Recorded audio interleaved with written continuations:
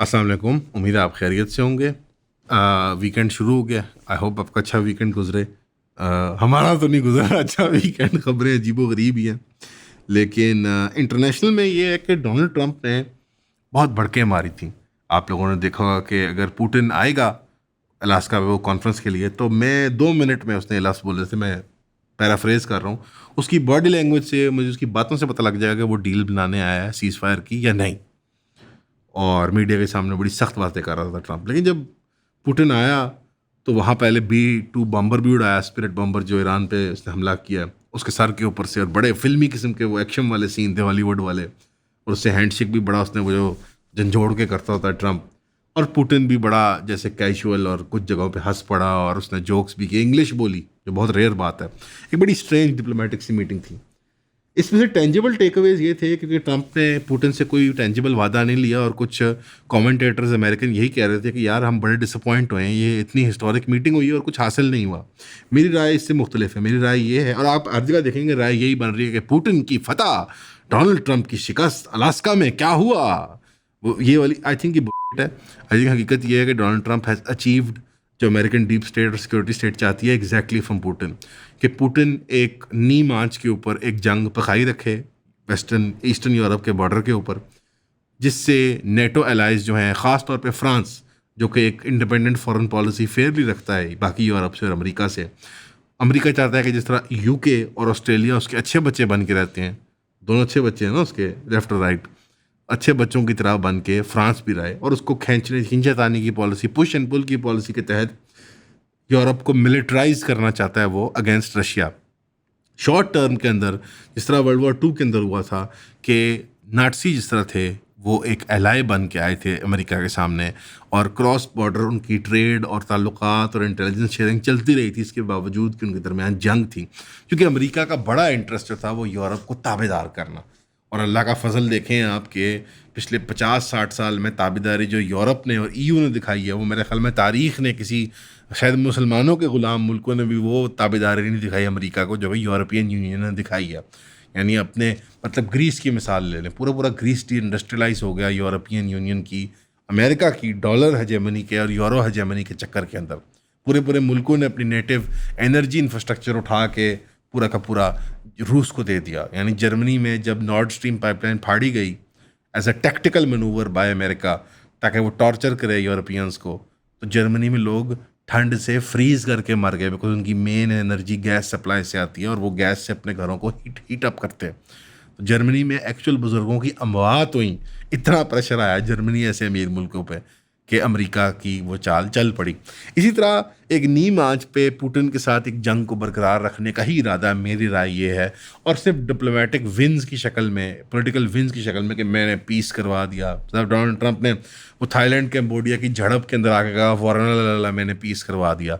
India Pakistan के मामले में, इसराइल ईरान के मामले में, ये limited small scale operations border conflicts को इंसाइट करवा के जल्दी से रुकवा के गोल्स छोटे छोटे अचीव करने में, इसी में वो जो पुराने स्टाइल की सिक्योरिटी स्टेट थी ना अमेरिका की, जहाँ पे वो 10 साल की कैंपेन इराक और 20 साल की कैंपेन अफगानिस्तान, वो अब आपको देखने को नहीं मिलेगी। लिमिटेड इंगेजमेंट्स अपने एलाइज और अपने मुखालफिन के दरमियान, और स्मॉल टेरिटोरियल गेंस करते हुए वाइल अचीविंग डिप्लोमेटिक विक्ट्रीज। जैसे मसलन लॉन्ग टर्म में मैं आपको कहता हूँ, हमारी ज़िंदगियों में अमेरिका ग्रीनलैंड में अपना तसल्लुत जमाएगा।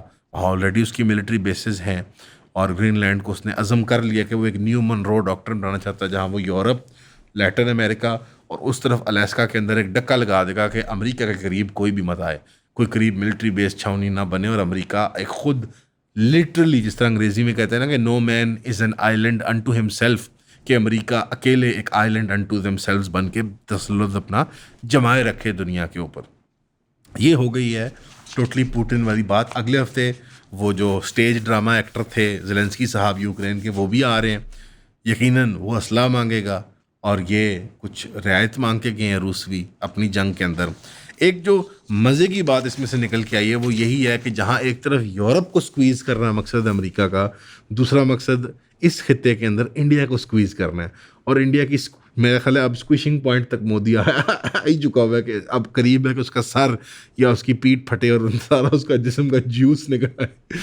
कि लिटरली उसने क्या किया है, ट्रंप ने कहा है कि अब हम तुम्हारी ऑयल कंपनीज को डायरेक्टली नहीं सैंक्शन करेंगे ज़्यादा मज़ीद, हम इंडिया को टारगेट करेंगे जो कि तुम्हारी मिडल मैन मार्केट है, जहाँ से रूस अपने तेल को रिफाइनमेंट के नाम पे दुनिया में भेज रहा था। सारी बात उनकी एक डील है इंडिया के साथ, जिसके ज़रिए अमेरिकन सैंक्शन रजीम को अवॉइड करने के लिए इंडिया, चाइना और रूस के ज़रिए रूस इंडिया और चाइना के ज़रिए अपने ऑयल और गैस के ट्रेड को बरकरार रख रहा था।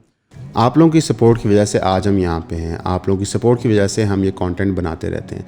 आप लोगों की सपोर्ट हमें चाहे इनबॉक्स डीएम की मद में है, चाहे वो कमेंट की मद में है, या स्पेशली 3,000 रुपये की सब्सक्रिप्शन की मद में है, हमारे काम को बहुत आगे लेके जाती है। हमें किसी प्लेटफॉर्म की तरफ से कोई सपोर्ट नहीं है। आपके सामने हमारा चैनल डिमोनेटाइज हुआ है, एक दफ़ा नहीं 2 दफ़ा, उसकी वजूहत भी हमने आपको बताई हैं।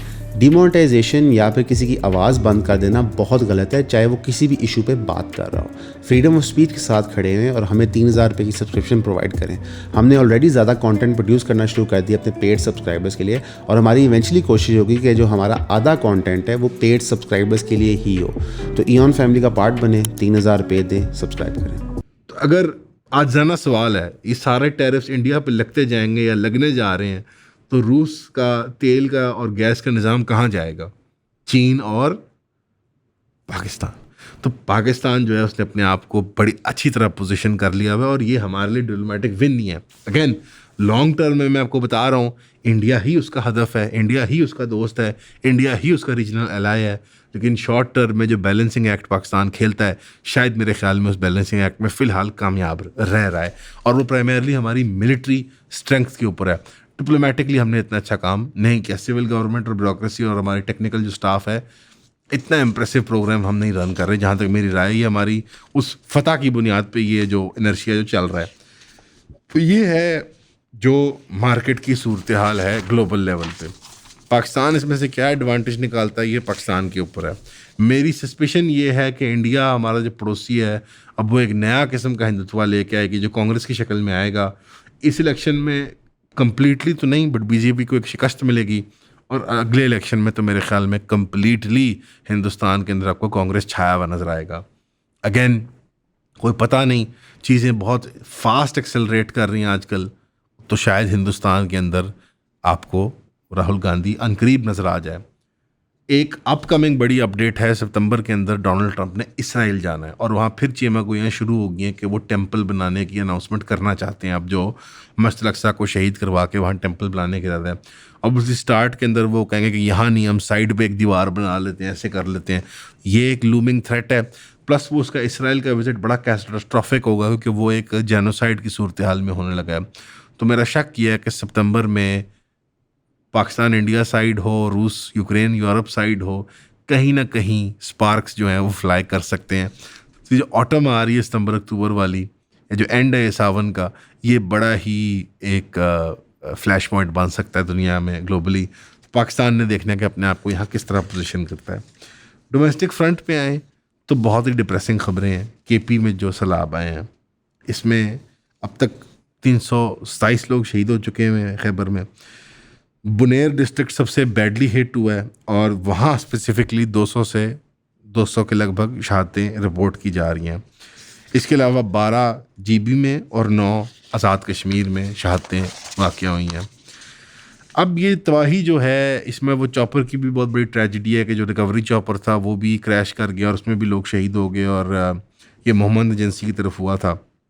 कौम आज डे ऑफ मॉर्निंग मना रही है, फ्लैग्स हाफ मास्ट पे हैं, और टूरिस्ट भी आपको पता है जीबी में, कश्मीर में मेरे एक दोस्त मेरी कल रात उनसे बात हुई, वो भी स्ट्रैंडेड हो गए हैं अपने, ठीक है, महफूज जगहों में लोग अल्लाह के फजल से, और वहाँ के लोकल्स की हॉस्पिटैलिटी जो है जीबी की और कश्मीर की वो बेमिसाल है। तो वो जीबी और जो कश्मीर की हॉस्पिटैलिटी है उसकी वजह से लोग बड़ी इज्जत के साथ वहाँ रहेंगे, हमें यकीन है। और बुनेर के लोग भी टफ़ और दलेर लोग हैं, और जो हज़ारों रेस्क्यू वर्कर्स गए हैं एलीट फोर्सेस के, यकीनन वो उन सैलाबी लहरों से मुकाबला करते हुए उतरे हैं और लोगों की दिफा के लिए और मदद के लिए पहुँच गए हैं।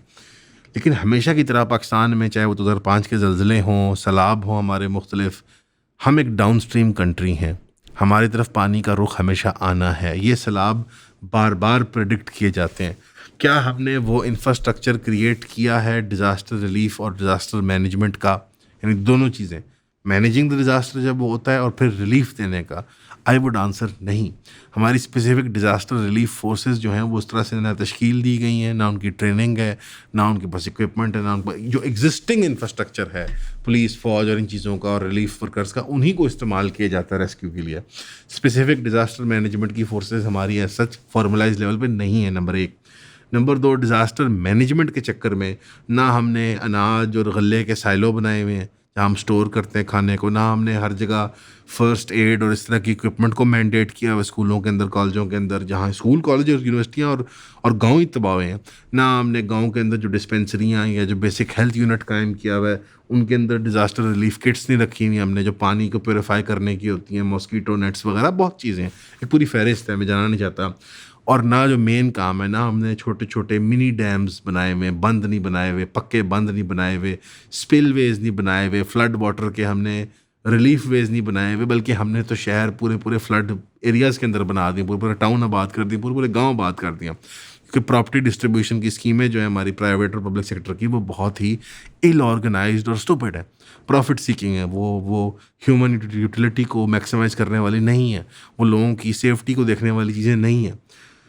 यार 25 करोड़ के मुल्क में जितनी बड़ी इकोनॉमी हो, रफली $300 बिलियन की हमारी जीडीपी थी, कोई एक्सक्यूज़ नहीं है हमारे पास।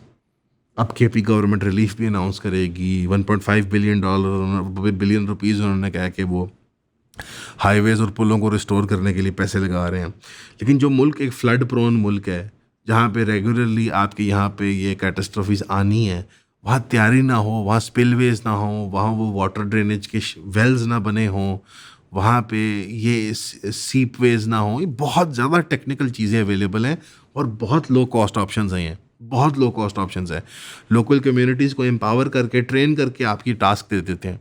इकोलॉजिकल फ्रेंडली लिविंग होती है, ऐसे सस्टेनेबल फॉरेस्ट्री होती है जो नेचुरली अकरिंग होती है, जो सपोर्ट करती है सेडिमेंट्री सॉइल को, वो सपोर्ट करती है, तो वो सैलाब को चूसने की, खींचने की सलाहियत रखते हैं। जब आप टॉप लेयर उड़ा देते हैं तो वो पानी को जज्ब भी नहीं कर पाती ज़मीन। नहीं, आप बात को समझ रहे हैं ना कि माइक्रो लेवल से लेकर day to day living in जो पिंडों के अंदर, शहरों के अंदर है, और मैक्रो लेवल पे जो एक्चुअल पॉलिसी मेकिंग है कि बंद कहाँ बनना है, डैम कहाँ बन रहा है, हमने नहीं संजीदगी के साथ लिया। तो क्लाइमेट चेंज के बहाने या किसी और बहाने कि आपको ये लेना ही पड़ेगा। और ये जो हम वेस्टर्न लिबरल इंस्टीट्यूशन से पैसे लेके यहाँ पे डिज़ास्टर रिलीफ फंड्स या इन्वायरमेंट को कम्बैट करने के लिए हम कॉन्फ्रेंसें करवाते हैं, ये इसका हल नहीं है। इसका हल real organic on ground work है। There are indigenous and native techniques, ये लोग हज़ारों सालों से यहाँ पे रह रहे हैं to combat against flooding and these things. जो फॉरेस्ट्री की टाइप्स हैं, जो बंद बनाते थे, डैम बनाते थे, लोग अपने पिंडों को बैंकों में, एम्बैंकमेंट्स में सिक्योर करते थे, हमने उन इंडिजिनस टेक्निक्स को गिव अप कर दिया है। तो अब हमें ये अडॉप्ट करनी पड़ती हैं ये चीज़ें। और ज़ाहिर बात है, मुझे फ़ॉरेन टेक्नोलॉजी से मसला नहीं है यहाँ पे, मुझे मसला ये है कि वो फ़ॉरेन पॉलिसी एजेंडाज बहुत से कैवियाट्स के साथ आते हैं, बहुत से लकूनों के साथ आते हैं। शायद वो हमारे लिए लाइन ऑफ बेस्ट फिट ना हो, शायद हमारे लिए ये तरीका ना हो अपने क्लाइमेट चेंज को कम्बैट करने का। तो बहरहाल कोर पे यही बात है कि 400 लोग, प्रैक्टिकली एक बस्ती है, एक गांव उजड़ गया। यानी 400 लोग जिनके साथ 5-5, 10-10 लोग अटैच्ड हैं, मियाँ बीवी, बच्चे, दोस्त, बाप बेटे, शौहर, एवरीबॉडी, वो लोग अपना साथी खो गए हैं हमेशा के लिए। 400 ख़ानदान उजड़ गए हैं। और ये बार बार हो रहा है, बार बार होता रहेगा खुदा ना खास्ता, अगर हमने कोई टेंजिबल एक्शन ना लिया एज ए कंट्री। ये कोर है हमारे मसाइल का कि जैसे ह्यूमन एलिमेंट जो होता है हमारी कॉन्वर्सेशन में से, वो निकाल दिया जाता है। हमारे यहाँ जब डिज़ास्टर रिलीफ की बात होती है तो नंबर्स, स्टेटिस्टिक्स की बात होती है, एक्चुअल बस्तियों और एक्चुअल उनकी फ़िज़िकल डिस्प्लेसमेंट और उनकी लोकेशंस की बात नहीं होती, टेरिटरीज़ की बात नहीं होती। बड़ी बड़ी ड्राइंग रूम्स में, कॉन्फ्रेंस हॉल्स में तकरीरें होती हैं, स्लाइड शोज़ होता है, एक्चुअल ऑन ग्राउंड चीज़ें ट्रांसलेट नहीं करती, like with many other things. There is no excuse. मैं इंडिया भी गया हुआ हूँ, मैंने देखा हुआ है उसकी इकॉनमी और उसके हाल को। इस सब कॉन्टिनेंट में जो कर्स है of bad infrastructure, of bad planning, short sighted thinking, इस कर्स को ब्रेक करने की ज़रूरत है, और बहुत बड़े पैमाने के ऊपर। और इसको फ्रंट से लीड करना पड़ेगा आवाम को। ख़ुद डिमांड करें। यानी अगर पंजाब में आपको मसला है नून लीग की हुकूमत से, तो डिमांड करें जो चीज़ें आपको चाहिए।